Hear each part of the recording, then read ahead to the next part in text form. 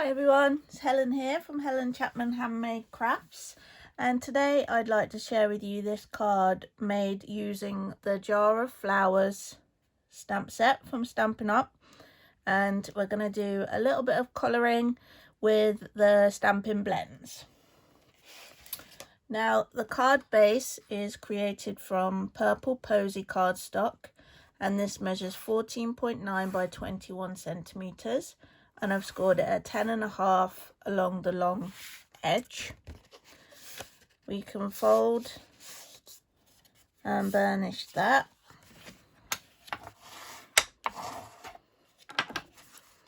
Next, I've got a layer of Highland Heather cardstock, and this one measures 10 by 14.4 centimetres, and we can pop that straight onto our card base. A little bit of multi-purpose liquid glue.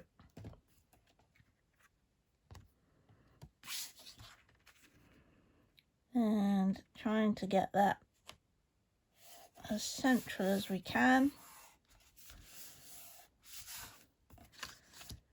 Next, we have a layer of Whisper White, and this measures 9.5 by 13.9 centimetres, and this is going to be our main card front. Onto this, we're going to stamp our jar and our flowers. And because we're going to be colouring with the stamping blends, we're going to use Memento.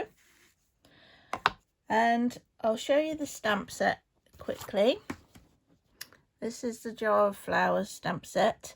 It's actually a reversible stamp set, which means that the two jar images, and in fact this image here, which I think is kind of multi-purpose, it can be a straw if you're going to use the jar as a drinks container, or it can just be a kind of decorative element with that nice diagonal stripe.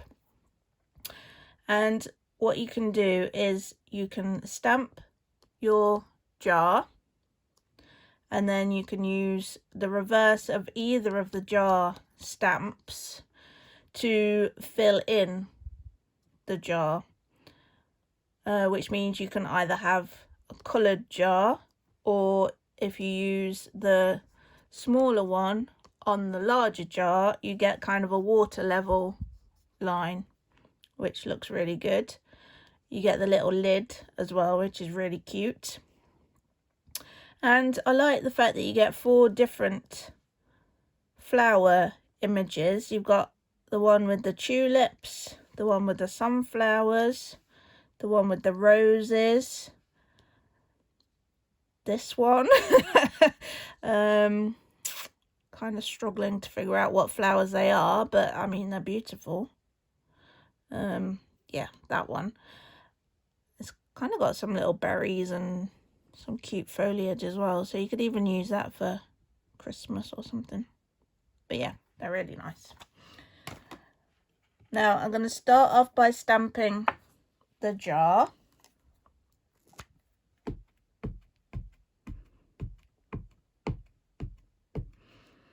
A few taps on there, and I'm going to try and get this relatively central.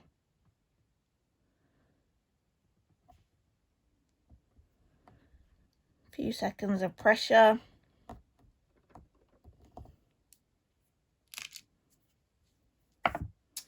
We've then got the stems, which go inside the jar.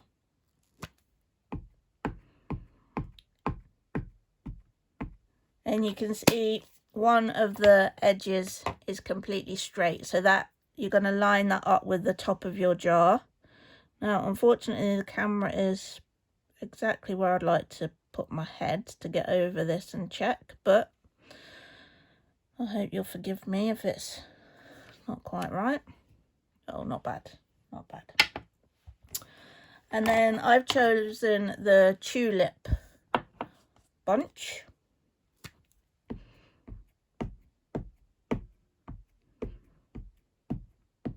Again, a few taps, make sure you've got that well covered. And again, not ideal, but hopefully we'll get it about right. Relatively big stamps, so just making sure you're getting pressure all the way across and into the middle. Obviously, Stamparatus is your friend if you struggle with this sort of thing. Let's see how we've done. Yeah, not bad, not bad. We missed a little bit over there, but we won't worry about that for now. Okay, now, as I mentioned, I'm going to use the Stampin' Blends to colour this in. And for the stems, I'm going to use Granny Apple Green. Now, I'm going to use the light for the stems that are inside the jar, because if you imagine looking through glass at the stems, they might look a little lighter. I'm just going to go in with the single shade. A lot of this is going to get covered up by our sentiment as well, so don't worry about it being perfect. I'm just going to try and do this relatively quickly because I'm not doing any shading or anything on this section, so there's nothing to see really.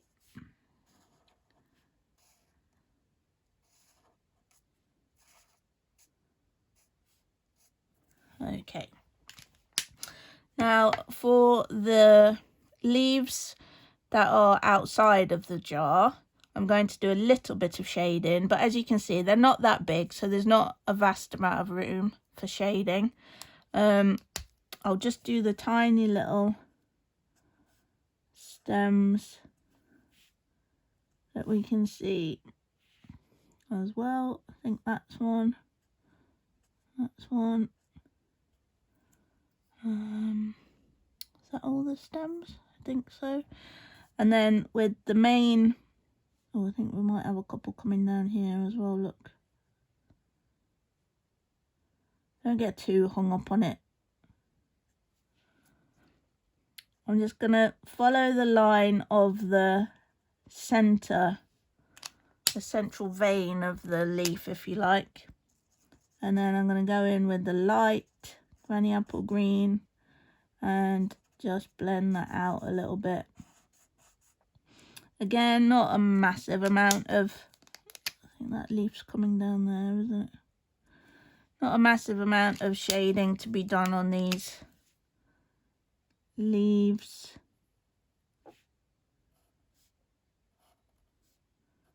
Just doing the central vein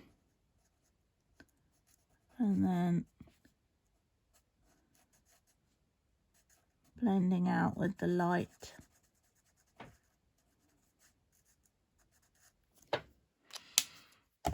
Now obviously there's more shading on the main image.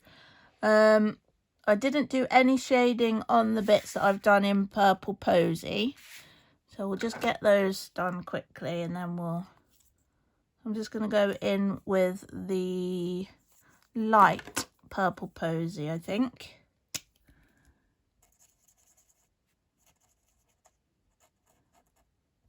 Obviously you could do the centres a little bit darker if you wanted to on these, but these bits, the Purple Posy, well, the bits that I'm colouring in Purple Posy are quite abstract. They're just like the little buds that haven't yet quite opened out.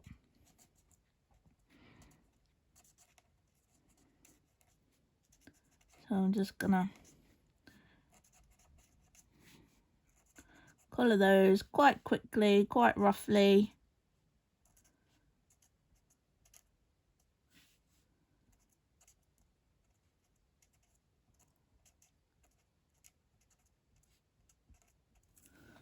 like that.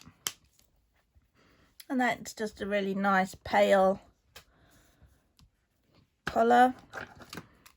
Then the tulips I've done in Rococo Rose.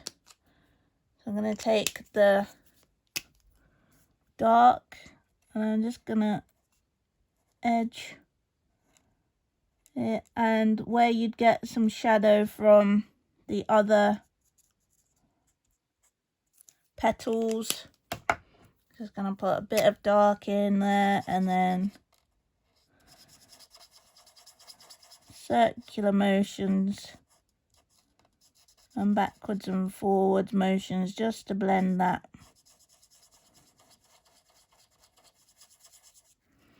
Together.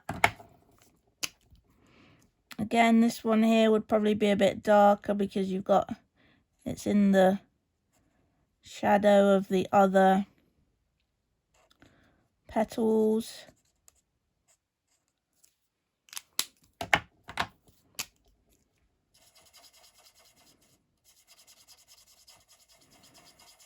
Blending those out.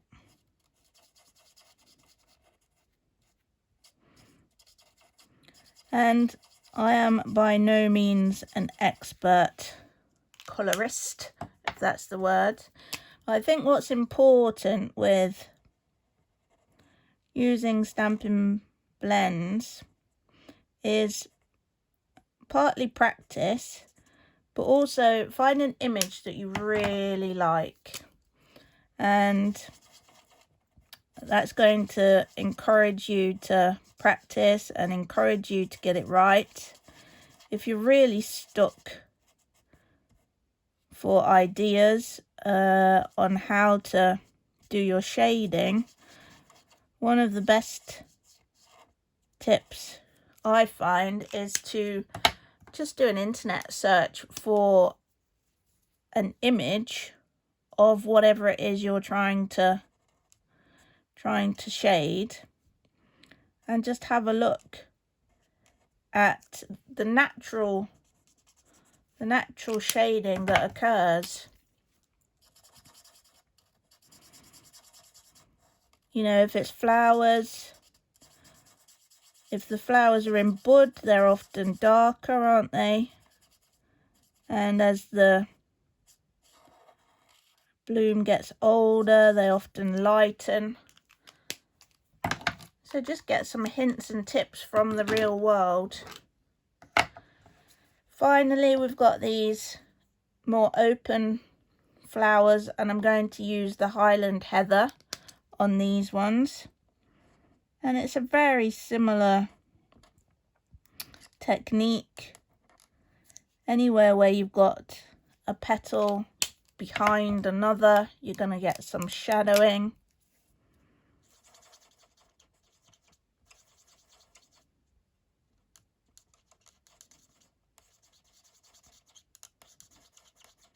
And just using those circular movements just to blend those out.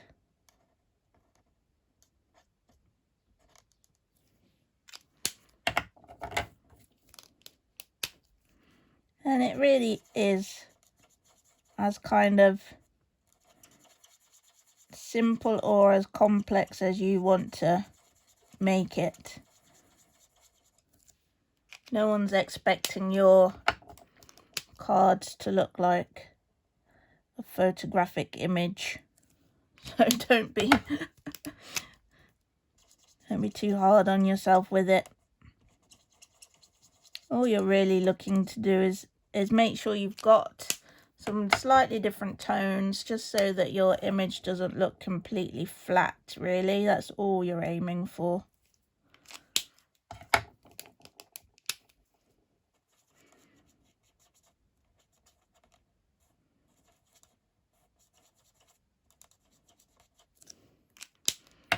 But they're really fabulous tools, and it's really quite therapeutic.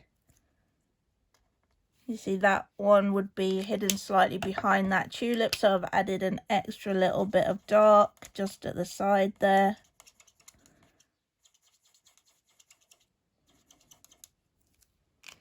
And you really do get kind of drawn into it. I keep forgetting that you're there and that I need to talk to you because I'm just in my own little world of colouring. And this is exactly why, you know, all those adult colouring books have been so popular over the years, because it is really, really relaxing.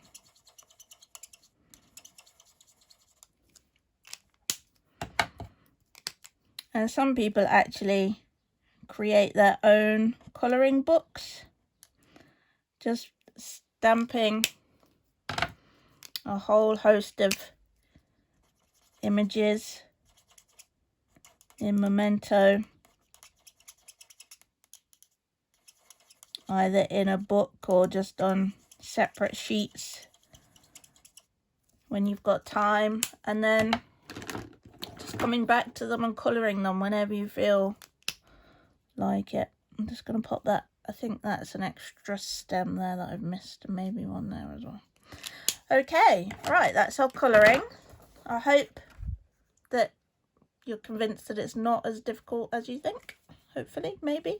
And I hope that you can see that, you know, you've now not got a flat image.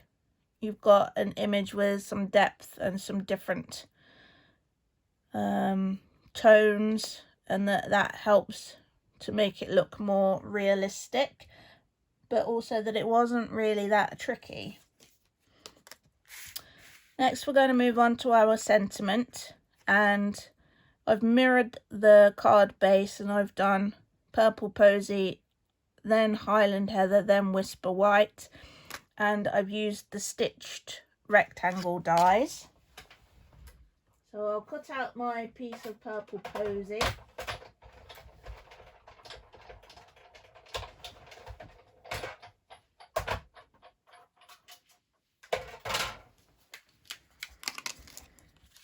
Pop that on there.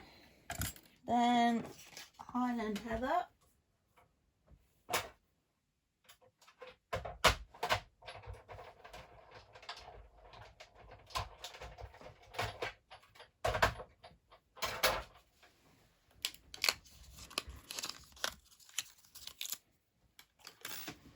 You can layer those up ready.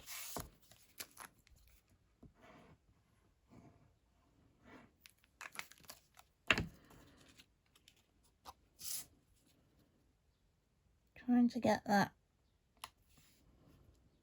central. Don't forget you've got a bit of wiggle time with the multi-purpose liquid glue if you need it. Let's pop this onto our base as well now. I always remember when I turn it over, don't colour on top of any of your good projects or anything like that. Make sure you're always colouring onto your grid paper because it does bleed through.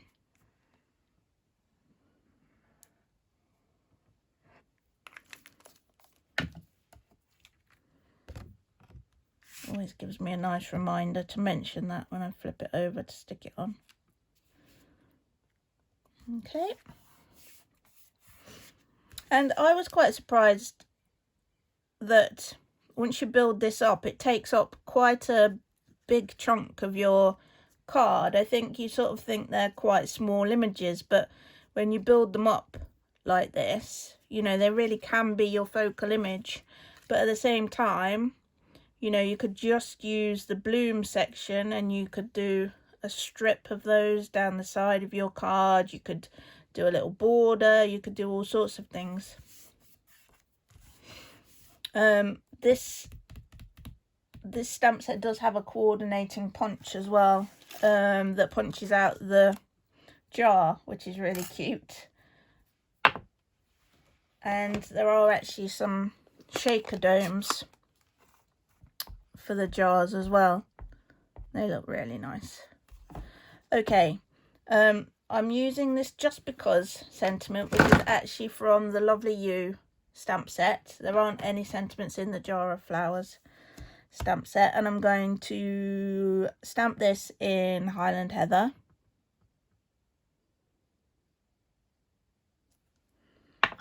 Just onto that Whisper White scrap. And using the next stitched rectangle down.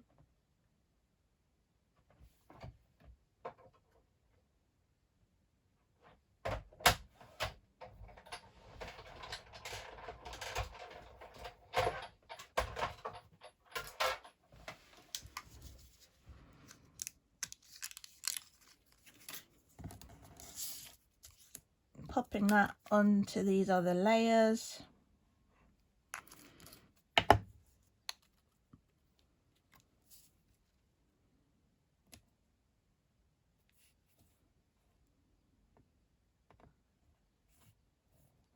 Too far. Okay. And then because we've got quite a few layers, I've not used a dimensional or anything. I've just popped this straight onto the card front. And this is why you didn't need to worry too much about your stems. Okay. Just trying to get that nice and square, nice and level. I think I've moved my sentiment a bit there, haven't I? The other thing that is great about the blends is that you can colour in different types of embellishments. So you can colour in the pearls, the rhinestones. If you've got any of the crinkle seam binding ribbon, that looks really great if you colour it with the blends. And just going to use the Rococo Rose and the brush end of the blend. Just try and get right down to the bottom. And the Pearl Basic jewels are in 3 sizes, and I'm just going to use one of each.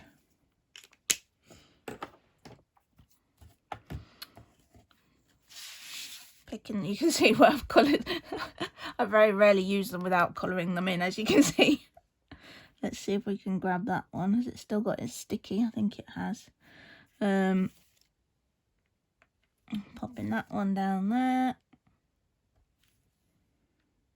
I would normally leave them to dry a little bit longer just so that you don't smudge anything, but for the sake of time we're going to go for it, and I think we've gotten away with it. Okay, bring back the sample, and there are 2 cards. I hope if you haven't already tried colouring with the blends, you're going to give it a go.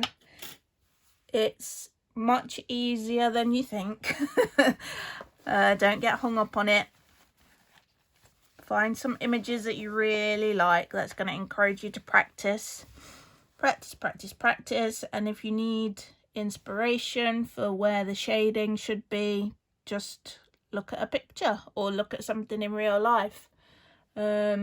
And use that as your guide.